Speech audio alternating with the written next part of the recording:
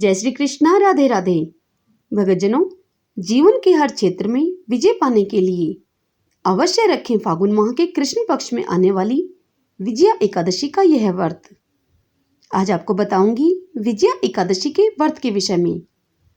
विजया एकादशी का व्रत कब है और इसी के साथ जानेंगे इस व्रत का शुभ मुहूर्त, पूजा की विधि, पारण का समय और अंत में इस एकादशी व्रत में सुनी जाने वाली व्रत कथा सुनेंगे। वीडियो को अंत तक देखिएगा। अगर पसंद आए तो लाइक और शेयर करिएगा। तो आइए वीडियो को शुरू करते हैं। भक्तजनों, फागुन कृष्ण पक्ष की उदया तिथि को एकादशी का व्रत किया जाता है। इस एकादशी को विजय दिलाने वाली एकादशी कहा जाता है। इस एकादशी का व्रत करने से व्यक्ति को हर क्षेत्र में विजय मिलती है। प्रत्येक एकादशी में भगवान विष्णु की पूजा का विधान है। एकादशी का व्रत करके भगवान विष्णु की पूजा करने से व्यक्ति जीवन के हर क्षेत्र में विजय पा सकते हैं, अपने शत्रुओं को परास्त कर सकते हैं और अपने आने वाले जीवन को खुशहाल बना सकते हैं। आइए जान लेते हैं विजया एकादशी की तिथि, शुभ मुहूर्त, पूजा की विधि और व्रत कथा के विषय में। भक्तजनों, वर्ष 2022 में विजया एकादशी व्रत 2 दिन मनाया जा रहा है। इस बार 26 और 27 फरवरी यानी कि 2 दिन सर्वार्थ सिद्धि और त्रिपुष्कर योग में विजया एकादशी मनाई जाएगी। इस साल विजया एकादशी का व्रत 27 फरवरी को रखा जाएगा। भक्तजनों, 26 फरवरी दिन शनिवार को सुबह 10:39 से फागुन कृष्ण एकादशी तिथि शुरू हो जाएगी और 27 फरवरी 2022 दिन रविवार को सुबह 8:12 तक यह एकादशी तिथि रहेगी। भक्तजनों, जैसा कि मैंने आपको अभी बताया कि 2 शुभ योगों का निर्माण हो रहा है इस एकादशी तिथि पर। तो सर्वार्थ सिद्धि और त्रिपुष्कर योग होंगे इस दिन। ये दोनों ही योग 27 फरवरी को सुबह 8:49 से शुरू होकर अगले दिन यानी कि 28 फरवरी सोमवार को त्रिपुष्कर योग प्रातः 5:42 तक और सर्वार्थ सिद्धि योग प्रातः 6:48 तक रहेगा और इन दोनों में ही एकादशी का पूजन अति फलदायी रहेगा। आइए भक्तजनों, अब जानते हैं इस एकादशी व्रत का पारण का समय क्या रहेगा। कैलेंडर के मतांतर के चलते हुए शनिवार 26 फरवरी के एकादशी व्रत का पारण रविवार 27 फरवरी को दोपहर 1:43 से शाम के 4:01 तक रहेगा। रविवार को 27 फरवरी के एकादशी व्रत का पारण का समय सोमवार 28 फरवरी को सुबह 6:48 से 9:06 तक रहेगा। आइए भक्तजनों, अब विजया एकादशी की पूजा की विधि के विषय में जान लेते हैं।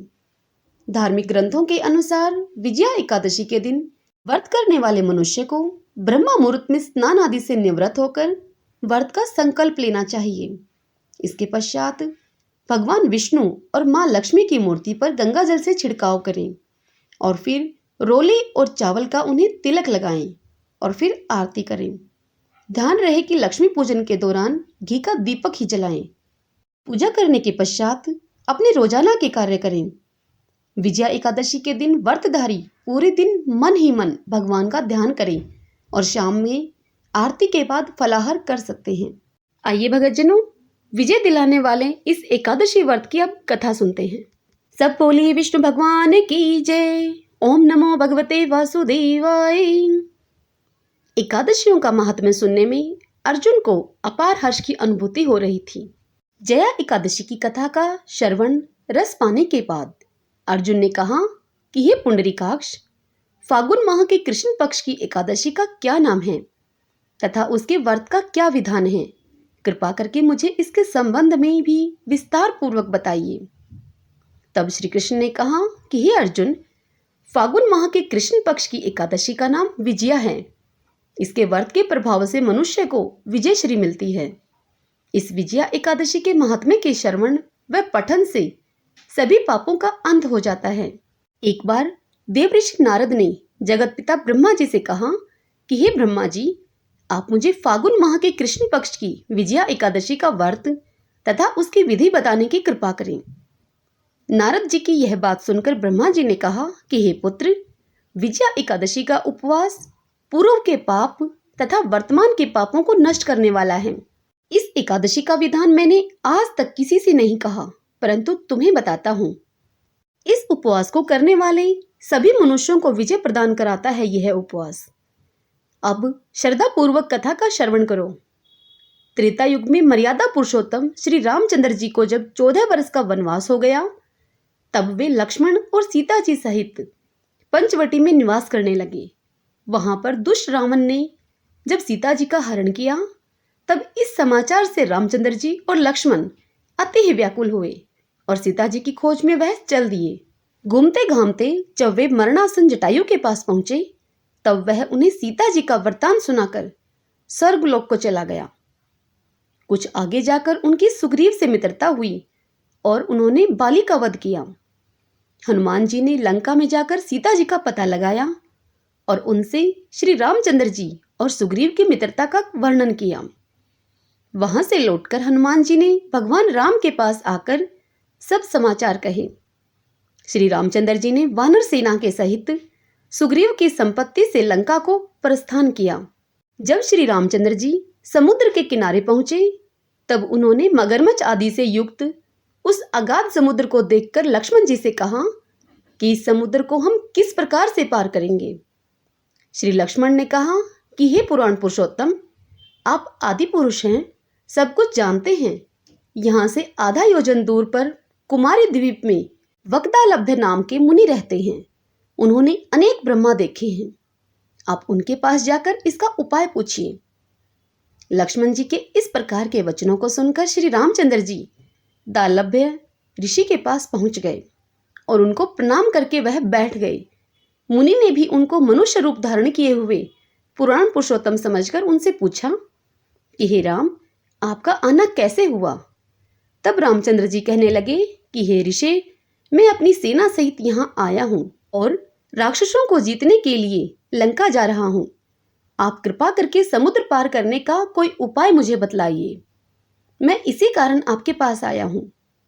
दालभ्य ऋषि बोले कि हे राम, फागुन मास के कृष्ण पक्ष की एकादशी का उत्तम व्रत करने से निश्चय ही आपकी विजय होगी।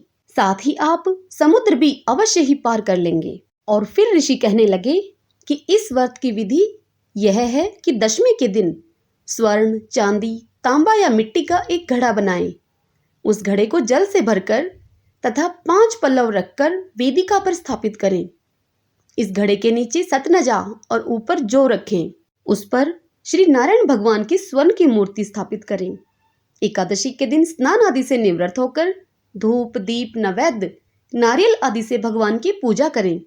तत्पश्चात घड़े के सामने बैठकर दिन व्यतीत करें और रात्रि को भी उसी प्रकार बैठे रहकर जागरण करें। द्वादशी के दिन नित्य नियम से निर्वृत्त होकर उस घड़े को ब्राह्मण को दे दें।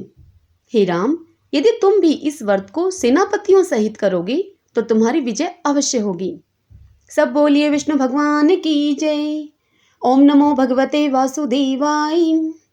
भगतजनों, अंत में अब आपसे एक छोटी सी रिक्वेस्ट। यदि आपको यह व्रत कथा पसंद आई हो, यह जानकारी पसंद आई हो, तो वीडियो को लाइक करें और खूब शेयर करें और पुण्य कमाएं। जय श्री कृष्णा। राधे राधे।